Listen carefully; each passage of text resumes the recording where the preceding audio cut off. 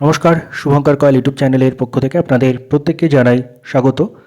আপনারা জানেন যে পিএসসিতে চেয়ারম্যান থেকে শুরু করে আরও মেম্বারদের পোস্ট কিন্তু ভ্যাকেন্ট ছিল, যার জন্য পিএসসির প্রত্যেকটা কাজ, সেটা হতে পারে রেজাল্ট বার করা থেকে শুরু করে নতুন নোটিফিকেশান ইত্যাদি ব্যাহত হচ্ছিল। সেই বেঞ্চ আলটিমেটলি কমপ্লিট হয়েছে। পিএসসি যে মেম্বার সংখ্যা সেটা কিন্তু আলটিমেটলি ফুল বেঞ্চ সেটা কিন্তু কমপ্লিট হয়েছে। তো এই বিষয় নিয়ে আলোচনা থাকবে, চলুন শুরু করা যাক।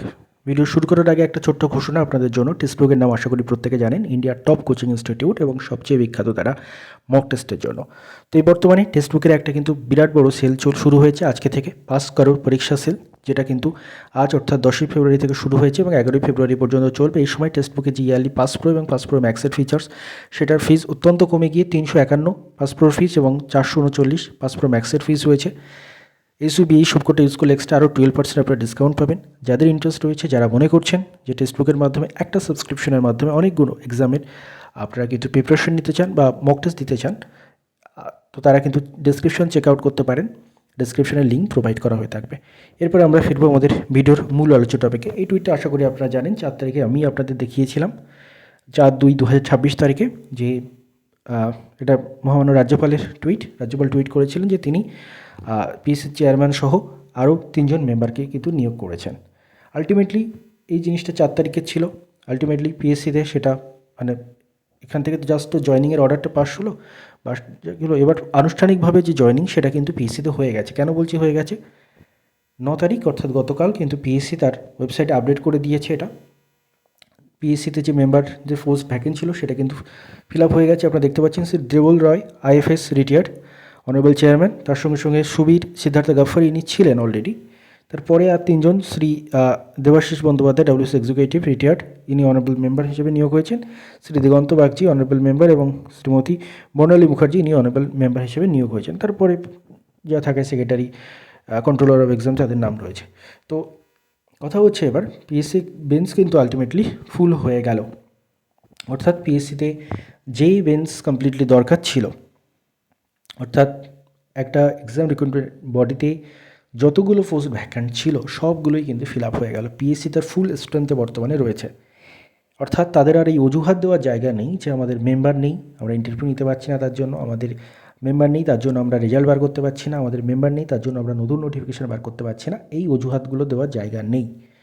অর্থাৎ আমরা আশা করতে পারি যে রেজাল্টগুলো পেন্ডিং, রেজাল্টগুলো ইতিমধ্যে আটকে রয়েছে শুধুমাত্র এই কারণে, পিএসসিতে মেম্বার নেই সেই কারণে, বিশেষ করে ডাব্লিউবিসিএস 2022 গ্রুপ ডি, সেটা রেজাল্ট এখনও পাবলিশ হয়নি। তার সাথে সাথে ডাব্লিউবিসিএস 2023 গ্রুপ সি এবং তারপর ডাব্লিউবিসিএস 23 গ্রুপ ডি, সেটারও রেজাল্ট কিন্তু পেন্ডিং রয়েছে। তো এই রেজাল্টগুলো আশা করি, স্পেশালি 2022 গ্রুপ ডি, এগুলো কিন্তু দ্রুততার সঙ্গে আসা উচিত, কারণ মেম্বার স্ট্রেংথ কিন্তু ফুল হয়ে গেছে এবং সেটা ওয়েবসাইটে নিজেরাই আপডেট করে জানিয়েছে যে তাদের মেম্বার যারা ছিলেন তারা জয়েন করে গেছেন। এবং এই সঙ্গে আরও বলে রাখি, পিএসসির প্রাক্তন আধিকারিক স্যার, তাকেও যেদিন মেম্বার জয়েন হয়েছিল সেদিনও তিনি অনেকজন জিজ্ঞাসা করেছিলেন আপনারা যে মেম্বার জয়েন হয়ে গেছেন, এবার কি এই জিনিসগুলোতে গতি আসবে? তো তিনি বলেছেন এখনও মেম্বার জয়েন করেননি অফিসিয়াল, তো জয়েন করার পরে এই কাজগুলো অবশ্যই হবে এবং তার সঙ্গে সঙ্গে নতুন নোটিফিকেশান থেকে শুরু করে রেজাল্টগুলো একের পর এক আসবে।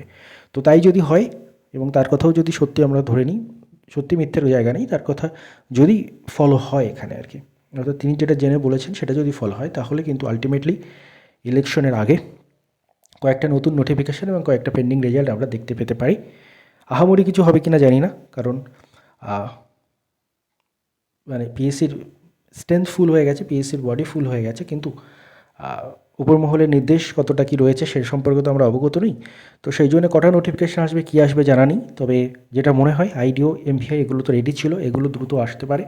এবং তার সাথে সাথে ডাব্লিউবিসিএস 2022 গ্রুপ ডি রেজাল্ট এবং তার সাথে সাথে ডাব্লিউবিসিএস 2023 গ্রুপ সি এর রেজাল্ট এবং ইত্যাদি আসতে পারে। অনেকেই জিজ্ঞাসা করবেন মিসলেনিয়াসের রেজাল্ট, মেন্সের রেজাল্ট আসবে কি না। মিসলেনিয়াস মেন্সের রেজাল্ট আসার ভোটের আগে সম্ভাবনা খুবই কম, কারণ এত তাড়াতাড়ি পিএসসি রেজাল্ট দেয় না। আর ক্লার্কশিপের রেজাল্ট, মেন্সের রেজাল্টের কথা তো ভোটের আগে প্রায় নেই বলেই চলে সম্ভাবনা। অর্থাৎ মিসলেনিয়াস, ক্লার্কশিপ এই দুটো রেজাল্ট হয়তো ভোটের আগে আসবে না, কিন্তু অন্যান্য রেজাল্ট যেগুলো পেন্ডিং রয়েছে, যেগুলোর ইন্টারভিউ হয়ে গেছে কোনোগুলোর মানে বিশেষ করে ডাব্লিউবিসিএস 2023 মেন্সের, গ্রুপ সি এর মেন্স বা গ্রুপ ডি এর মেন্স এবং তার সাথে সাথে ডাব্লিউবিসিএস 2022 গ্রুপ ডি যেটা ইন্টারভিউ হয়ে গেছে ইত্যাদি রেজাল্ট হয়তো দ্রুততার সাথে আসতে পারে, কারণ আর চেয়ারম্যান নেই বলে এই রেজাল্টগুলো আটকে থাকার কোনো জায়গা নেই। এবং তার সাথে সাথে নতুন নোটিফিকেশান আইডিও, এমভিআই থেকে শুরু করে অ্যাসিস্ট্যান্ট মাস্টার, অ্যাসিস্ট্যান্ট মিস্ট্রেস, তার সাথে সাথে ক্লার্কশিপ, মিসলেনিয়াস, এগুলো পরপর পাইপলাইনে রয়েছে।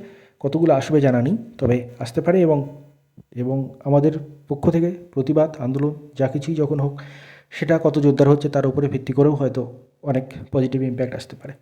তো এই হচ্ছে ব্যাপার। আপাতত চেয়ারম্যান নিয়োগ হয়ে গেছেন এবং ফুল বডিতে পিএসসি কাজ করবে আশা করা যায়। আমরা আশাই করতে পারি, তার বেশি কিচ্ছু নয়।